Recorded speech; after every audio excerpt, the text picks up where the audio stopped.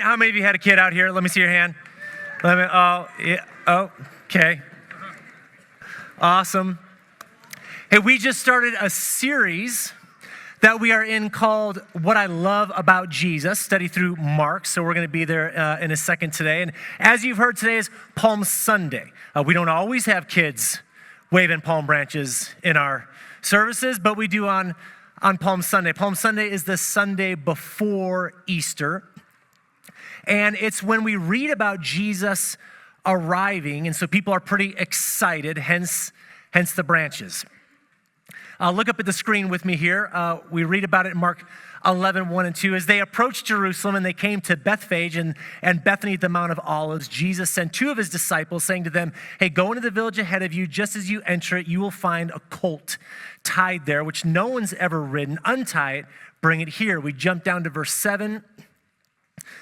They brought the colt to Jesus. They threw their cloaks over it. He sat on it. Many people spread their cloaks on the road, while others spread branches that they had cut in the field. So see, we're not that weird. This is where this is all coming from. Those who went ahead and those who followed shouted this, Hosanna, like we just sang about. Blessed is he who comes in the name of the Lord. Blessed is the coming kingdom of our father David. Hosanna in the highest. The people are excited. The people are pretty pumped up, right? They got cloaks, they got branches, and they are yelling out, Hosanna. Here's the coming kingdom of David. So the people, they saw Jesus riding in on this colt as a type of a king, right? A king that would restore Israel, a king that would drive out Rome, a king that would set up the glory of the nation again. They saw Jesus as a type of king that would do those things. And so they treated him the way you would treat a king of Israel arriving on a horse, probably a bigger horse than a colt, but Jesus is humble. They take their cloaks and they take their palm branches, which was normal to do for a king of Israel, and they start waving them and spreading them into things that we just read about. And they're saying what? What word are they shouting out? Hosanna. Hosanna. Hosanna means save now. You're this coming king. We're excited. We're pumped up. Save us.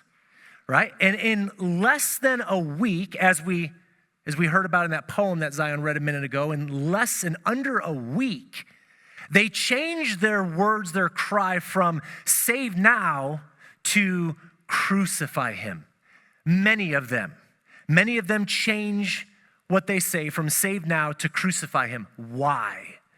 What happens in less than a week that causes them to go from saying save us to kill this guy, get rid of him?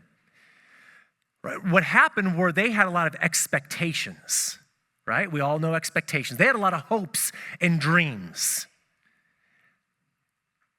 And in the course of that week, those hopes and dreams, those expectations all fell flat.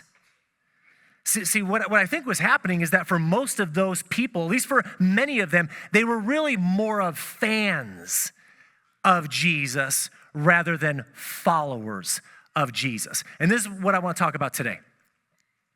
Being a fan of Jesus versus being a follower of Jesus. Is Jesus looking for fans? No, not really. Is Jesus looking for followers? Yes. What's a fan? A fan's enthusiastic. A fan's an admirer of you, excited about you. On social media, how many followers do you have? I mean, how many fans do you see? We don't even know what to call. We call them followers, but really, what are they? Yeah, you can talk. They're fans. It's okay. I don't care. Yeah, they're much more fans, really, right? They're admirers of you, or you are a fan of them. You're an admirer of this person. It's really more of even though we call followers, we get it a little mixed up. Fans are enthusiastic. They admire. They support you as long as things kind of go the way that they want and hoped and expectations are met. Followers are much more deeply committed, especially when things maybe don't go as planned. So last Saturday, my wife and I and our two kids, Ava and Zane, we drive out to go see our son Colton play a spring game at Western New Mexico University. He's on the team that they have a spring ball game, a football game, okay? and we drive out there last Saturday to go watch the game. We know it's going to be cold, so we dress for it. As we're on the road and we're driving there, he shoots us a text, hey, it's cold and it's going to be a little rainy. We're like, well, we're on the too late now. Okay, so we get there, and as expected, yeah, it's cold. You know, the thing says feels like 38, but we've got jackets on. It's okay, and we're sitting there, and then it starts to rain a little bit, although it's not really raining. We're like, it kind of looks like snow. It starts snowing at the spring ball football game. I have a picture of it for you here because I know you're just thinking I'm making, nope, there it is, look at that. So that smart person with the umbrella is shielded from, there was a black umbrella, it's just turning white, it starts snowing. Ava and Zane are the first two, not even halfway through the game, and they're like, can't take it anymore. I'm done. We're heading for warmth. There's a bathroom back there I saw. We can get in shelter. They go find shelter. My wife and I are sitting there, we keep going. Eventually she's like, I can't feel my feet anymore, and I'm pretty sure that's called frostbite. I'm like, not sure, honey. Maybe. I mean, what do I know? I'm no frostbite expert. So eventually she steps out, right, and it warms up a little bit, and I'm just trying to hang on till the end of by the end of the, I can't feel my feet. As soon as this thing ends, I'm running for some warmth and shelter, and I look back and I see lots of people are gone. Why?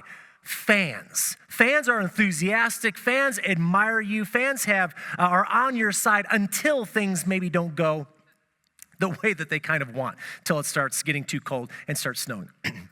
Jesus isn't looking for fans. He doesn't want more fans. He doesn't really need fans. What he's wanting from us, what he's inviting us into is to be followers of him. So today I want to look at 3 passages, and each one, they follow the same format in each passage. It starts out with Jesus saying, this is what's going to happen to me. I'm going to suffer. I'm going to die. The next part is the disciples are confused and they don't understand. And then the third part is Jesus says, let me tell you what it means to follow me, to be a follower of me, not a fan, a follower. So the first one's Mark 8. Go ahead and flip over there. If you have a Bible or want to turn there in some way, Mark chapter 8, verse 31, and we will start with this passage. He then began to teach them that the Son of Man must suffer many things and be rejected by the elders and the chief priests and the teachers of the law, and that he must be killed and after 3 days rise again. He spoke, how did he speak? Plainly about this. And Peter took him aside and began to rebuke him. But when Jesus, noticed this, turned and looked at the disciples, he then rebuked Peter. Get behind me, Satan, he said, you don't have in mind the concerns of God, but merely human concerns. So here's what happens. First time, Jesus says, hey, guys, my followers, my disciples, I'm going to suffer, I'm going to die, I'm going to rise again. And this makes no sense. They don't understand this. The disciples, they kind of all huddle up together like, what is he talking about? What is he talking about? He's supposed to be a king. He's the Messiah. We have big hopes and expectations of what he's going to do, restoring Israel, right, getting rid of Rome, all of this. And he's talking the opposite. This makes no sense to us. And Peter says, don't worry, guys. I got this. And he's like, Jesus, may I have a word, please? Right? Pulls him aside, and we just read he begins to rebuke Jesus. Good luck with that. What does Jesus do? Jesus, if you remember, it said Jesus looks at the disciples because he knows they're all thinking the same thing. This isn't just Peter. Peter's just the one that's the mouthpiece. He looks at the disciples and then looks at Peter and says, get behind me, Satan. He rebukes Peter. He doesn't fall for it all. He doesn't go for it at all. He doesn't bite at what Peter is saying to him, right? Peter essentially is saying, hey, Jesus, me and all the guys here, what you're saying is, this is crazy. This is insane. Like, what are you talking about? You're going to suffer and die? This makes no sense, dude. You're the man. You're the Messiah. You're the king. And you notice what Jesus calls out as the problem to Peter and the disciples. Let's look back again at verse 33. Jesus turned, looked at the disciples, rebukes Peter. Look what he says. You don't have in mind the concerns, right? The thinking, the ways of God. You are looking at this from a humanly perspective, merely human concerns. Jesus says, guys, here's the problem. Your perspective, your point of view, the way that you see me as the Messiah, this king, and what that means and what that looks like and what I should, your expectations, should accomplish for you from a humanly perspective, it looks like restoring Israel and getting rid of Rome and all those things. You have all these ideas of what it means. What I'm telling you is you need to look at this from a heavenly perspective, from God's point of view. And that point of view is I'm going to suffer and go to a cross. The disciples were all about saying, look, Jesus, we're your number one fans, man. And we think this is awful. This is horrible. And Jesus is saying, I'm not looking for fans. Change your perspective, change your point of view, see this from God's eyes, and you'll see that this is what I'm called to do. Do you guys remember, some of you have maybe seen this picture before. First time I saw it was in elementary school. Go and put it up, right? You've seen this. Now, I'll give you a second. This is all about perspective. How many of you, raise your hand, how many of you see a young woman? Okay, put your hands down. How many of you see an old woman? Okay, put them down. How many of you are having PTSD from when you did ink blot therapy? No, I'm just kidding. No, just joke. Don't raise your hand. And if so, I'm sorry, not my intention. It's both, right? It all depends on your perspective, right? There's a young woman in that picture. There's an old woman. Both are there. And your point of view, your perspective will cause you to determine what you see. Oh, you got to take that off. They won't listen to another word I say. Okay, let's finish this story. So Jesus tells them what's going to happen.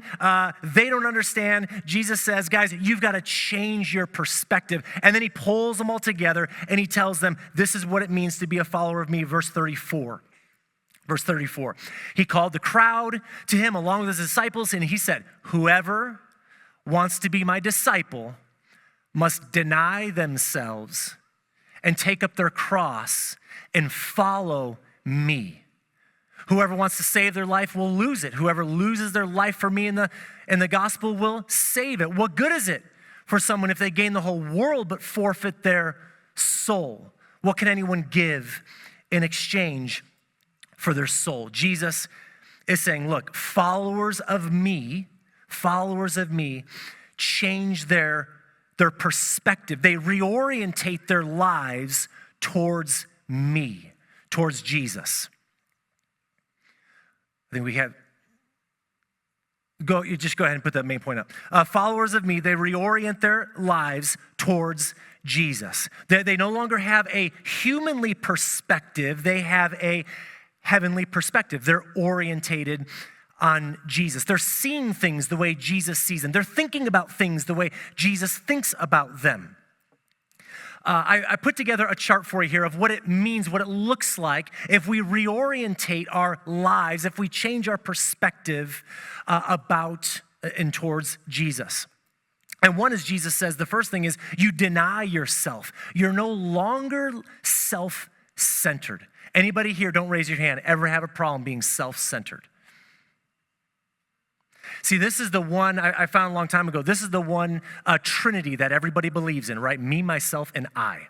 We can all get behind that.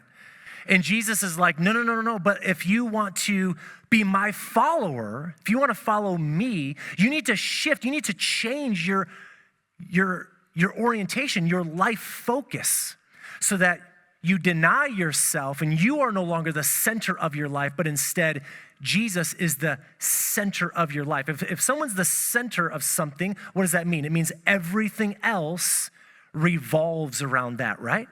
If Jesus is the center, that means everything about your life, your relationships, your marriage, your kids, your work, your money, your free time, it all revolves around Jesus. What Jesus thinks, what he teaches, how he acts, how his lifestyle, it informs everything. He's at the center. Jesus says, if you reorientate your lives toward me, it means that you're no longer pursuing to gain everything that this world has to offer you. That's just not your perspective anymore, because that's a humanly, earthly perspective. How much can I get? How much can I gain? And Jesus reminds us of something. We all know it. We can just forget. You came in with how much into the world? You came in with nothing. And at the end, we all leave with how much? Nothing. You came in with nothing. You leave with nothing. So don't seek to gain the world. Change your point of view. Reorientate your life on eternity, on gaining that which comes after this world. To reorientate your life, it means you're no longer living for your destiny, what you want, right? Your expectations, your hopes, your dreams, your wants, your desires, your plans. I mean, this is the thing that caused the disciples, they just couldn't wrap their minds around what Jesus was saying. And when Jesus said, no, my destiny is the cross, that was insane to them. They couldn't grasp it. So the key here is that we change from I'm about my destiny to I'm about God's destiny for me. Why did Jesus say, I'm going to suffer, I'm going to go to the cross, I'm going to rise again? Because he knew this was the destiny that my Father has for me right now at this time, period. And so that's why I'm headed this way. We move from being ashamed of Jesus, which is what Peter says when he pulls him aside. And Peter says, Jesus, these words you're saying, you're going to suffer, you're going to die. Jesus, those are shameful. It is shameful for you to talk that way about yourself. Jesus is like, look, right? If you're ashamed of me, if you're ashamed of following me and my way of life and reorientating yourself to, if you're ashamed of it, then in the end, I'll be ashamed of you.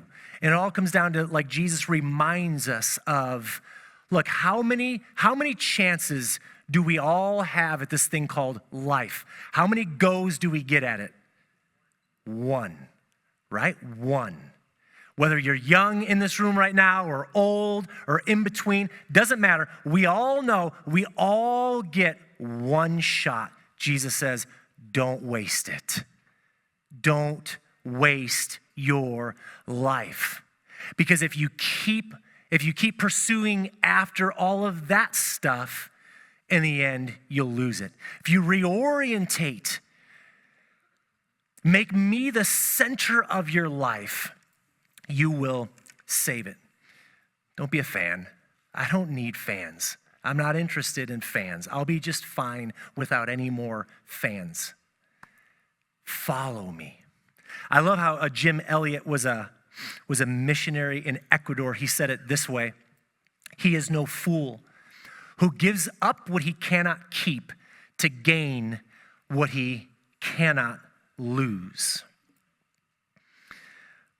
Have you reorientated your life towards Jesus? Being a follower of him demands that we do this. And the disciples are, I believe, in process of learning, maybe like many of us, what that really means. Let's look at the second time Jesus tells us. We turn the page. It's Mark 9, verse 30.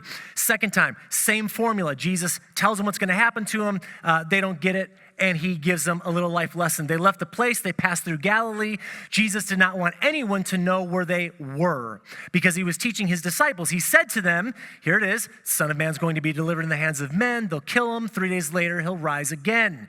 But they did not understand what he meant and were afraid to ask him about it. Now, so again, it's like, but I thought Jesus just explained this to them. Yep, they don't get it, right? They're They don't understand. And they were afraid. Why were they afraid? Why? I don't know. Maybe they thought, oh, Jesus, we just thought you were given like some like metaphor last time you said all this stuff. But now, like, you're saying it again. Like, are you really serious about this? Like, is this, maybe that's why they were afraid. Maybe they remembered, like, the last time Jesus said this, man, him and Peter, those guys are rebuking each other. That was nasty. Maybe they're afraid something bad's going to happen again. But they don't understand, which means what? Think with me here. If they don't understand, again, what Jesus is saying, then which perspective primarily do they have? A humanly one or a heavenly one? Which one? Humanly. They're still looking at Jesus. They're still thinking about this whole thing from a humanly perspective, and they're struggling to shift to God's point of view. So we shouldn't be surprised what we read next. Verse 33. They came to Capernaum when he was in the house. So they went to a house. They're sitting down. They're gathering in a house. And he asked them, Jesus asked the disciples, hey, guys, quick question. I heard a little chitter-chatter back there on the road. Just curious, what were you knuckleheads arguing about on the way? Verse 34, but they kept quiet because why? On the way, they had argued about who was the greatest. Who was the greatest? So they're going to argue with Jesus about who they think is the best and the greatest. Verse 35. So Jesus sits down, pulls them together. He called the 12, and he said to them, guys, look, anyone who wants to be first must be the very last and the servant of all. If you want to be great, right? They're arguing about who's the greatest. If you want to be great, if you want to be first, if you want to be awesome, if you want to have all the power, if you want to be the man, let me tell you how that works. You be a servant of all. You be a servant of all. Verse 36, he illustrates this. He took a child. I can't look at that screen. That thing keeps blinking out. I can't miss the words. He took a little child whom he placed among them, taking the child in his arms. This is Jesus illustrating what he said here. Takes the child in his arms, said to them, whoever welcomes one of these little children in my name welcomes me. Whoever welcomes me doesn't just welcome me, but the one who sent me.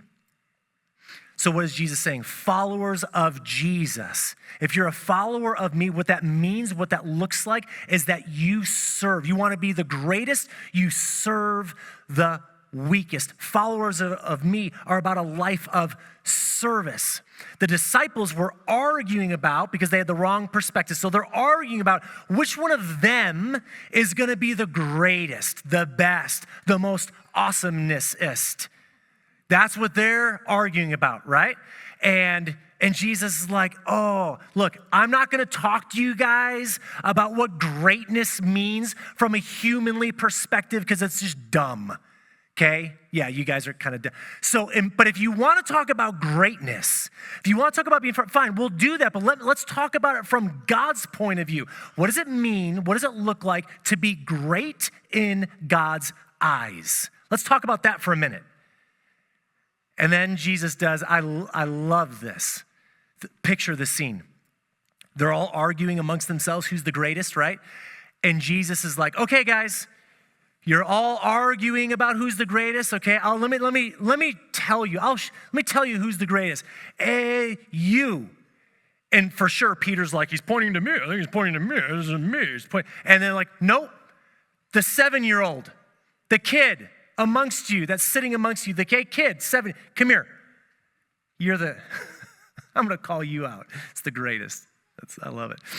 Jesus brings out this child from amongst them, we read, and then welcomes the child in his arms and says, guys, you welcome this child, you welcome me, you welcome God. This is what greatness looks like. And he's telling them at least 2 different things here, because the word for child and the word for servant is the same word in Aramaic. So he's saying, you want to be great, you need to be like this, a child, a servant. You need to be a servant. And you need to welcome a child. You need to serve someone like this. What were children in Jesus' day? They had no status, they had no honor, they had no position, they were at the bottom. You need to serve those, Jesus is saying, on the bottom. Scripture is full of what's called the quartet of the vulnerable. The quartet of the vulnerable, we read in the Old Testament all through the New. It's the people that Jesus, in the New Testament, that God in the Old Testament is most concerned about, that we serve as people that follow him. It's orphans, widows, immigrants or foreigners, and the poor. They make up the quartet. And all through Scripture, we're called, look, if you want to follow me, if you want to be great in God's eyes, you serve like that. A few weeks ago, I called up John Gromberg. He's been here at the Grove for a long time, does a lot of stuff. I called him up and said, hey, John, we're going to be out of town for the weekend. Can you watch my dog? I know how much you like to watch my dog. It's a great dog. It's a great dog. And John said, yeah, love to, sure. But here's the thing, on Saturday, I'm gonna be gone for most of the day because I've got to help a single woman in the Live Love Chandler neighborhood. There's a tree, it's like falling into her house. I need to spend that day. I'm gonna be gone for hours taking care of that problem for her. I said, hey, no problem. We have a kennel. He loves the kennel, favorite place to be. Okay, great. Here's the dog, here's the kennel. Last Saturday, drove out to the game, told you about earlier. John, gonna be gone. Hey, can you watch my dog? Sorry, can't.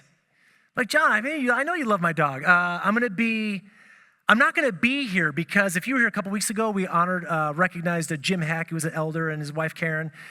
He said, I can't watch your dog. I'm loading their U-Haul and I'm driving it across the country where they're moving. Along with their car. There's gonna be a trailer. I'm putting their car on the trailer. I've got to load everything, and then I'm literally gonna drive it across the country that weekend. I'm gonna be gone. I can't watch your dog because I'm gonna be serving the whole time. We never look more like Jesus, more like his followers, than when we serve. We never look more like Jesus than when we serve. Who are you serving? Who are you spending your time and energy and talent on to serve and to bless? Third time, we'll do this very quickly because nothing changes. It's absolutely unbelievable. Mark 10, verse 32. They were on their way up to Jerusalem with Jesus leading the way. The disciples were astonished, while those who followed were afraid. Again, he took the 12 aside and he told them what was going to happen. We're going up to Jerusalem. The Son of Man will be delivered over to the chief priests, teachers of the law. They will condemn him to death. They'll hand him over to the Gentiles. They'll mock him, spit on him, flog him, kill him. 3 days later, he'll rise again. Does this sound familiar? Yes. Okay, I'll answer for you. Yes, this sounds very familiar. Jesus. Now, third time's a charm, right? The first time they don't get it. Okay. But the second time, yeah, they should have. That's interesting. Third time, surely they would, right? Third time's a charm? Not even remotely. Not even a little bit. Verse 35, then James and John, the sons of Zebedee, they came to him and they said, Teacher, we want you to do for us whatever we ask. Well, what do you want me to do? They replied, let one of us sit at your right and the other on your left in glory. Jesus, we know you're coming in Jerusalem. We know you're going to set up your shop. You're going to bring in some of your glory. And when you do, we want to be a part of it. We want a taste of it. We want to be on your right and your left when you bring in your glory. Jump down to verse 41. When the 10 heard about this, they were indignant with James and John. Jesus called them together and said, you know that those who are regarded as rulers of the Gentiles, they lord it over them, and their high officials exercise authority over them. Not so with you guys. He's just giving them the same lesson again. Instead, whoever wants to become great, you want to become great, guys, then be a servant. Whoever wants to be first, be a slave of them all. And look how he ends this. For even the Son of Man For even I didn't come to be served, but to serve, to give my life as a ransom for many. Here's what I love about everything we've looked at today, this series. The series that we're in is called What I Love About Jesus, right? That's the name of this series. I want to end with this thought. What I love about Jesus and what we've looked at today and in the events surrounding it is that Jesus never gives up on these guys. I mean, they fail him over and over. They don't understand what he's talking about over and over. They're confused over and over. They let Jesus down over and over, but he never gives up on them. Instead, he just keeps inviting these disciples. Hey, come follow me. Hey, change your perspective. Hey, start thinking and seeing things from God's point of view. Make me the center of your life. Serve others the way that I serve. This is what it means to come follow me over and over, even though they're constantly getting it wrong. And it's not just here. In the beginning of Mark, when Jesus would tell a parable, he tells this parable, and right after the parable, the disciples, they pull Jesus aside. They're like, Jesus, what were you talking about? With no clue what that just meant. When Jesus explains the parable to him. Then Jesus would be out at sea, and the sea would be raging and roaring, and Jesus would get out and calm the sea, and these disciples are just like, what? How does he calm the sea? This is crazy, right? They're just clueless again. Jesus takes a little boy's lunch, 5 loaves, couple fish, feeds thousands, 12 baskets left over. They don't have any idea what's going on. They're lost and confused. Jesus is explaining to them here, the same thing even, over and over and over, and they don't get it. They're constantly letting him down. And when it comes down to the wire, and Jesus is like, look, guys, this is it. This is the time. Stay here and pray with me. This is the hardest moment of my life. I'm about to go to the cross. Pray with me. They fall asleep. Jesus gets arrested. They all take off running and fleeing. Jesus is on trial before the Sanhedrin and then before Pilate. Nobody shows up to vouch for the guy, to say hey, I've been hanging out with him for a few years. He's not as bad as you guys think he is. Nothing, zero. Nobody's there taking his back. Instead, Peter denies him, Judas betrays him, all that stuff's going on.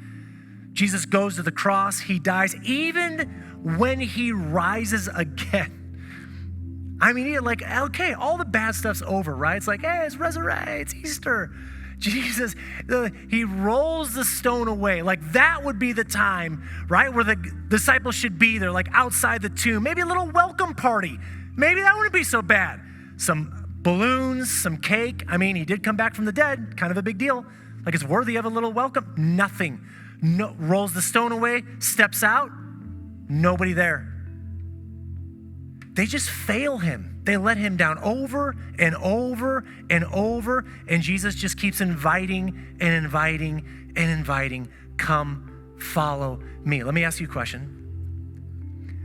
How many of you have ever failed Jesus in your following him? How many of you have ever let Jesus down when you've tried to follow him? How many of you have disappointed Jesus? How many of you have struggled with following Jesus? How many of you have allowed the fragility of being a human just cause you to completely mess it all up and get it wrong? And how you have followed Jesus?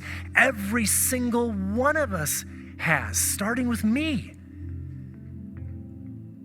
And Jesus never gives up. He just keeps inviting us to follow him. At that resurrection, you know how it ends is there's an angel there. Some women come up to say, we're here to put some spices on the body. And the angel says, Jesus isn't here. He rose again. He went on ahead to Galilee. Go tell his disciples, meet him there. He's still leading the way. Will you go follow him? And the same is true for every one of us. Despite all the ways that we've messed it up and let him down, he is inviting us to follow him. He leads the way. Will we trust that he hasn't given up on us and follow him as our Lord and Savior? Would you stand with me and let's sing that together this morning as we close.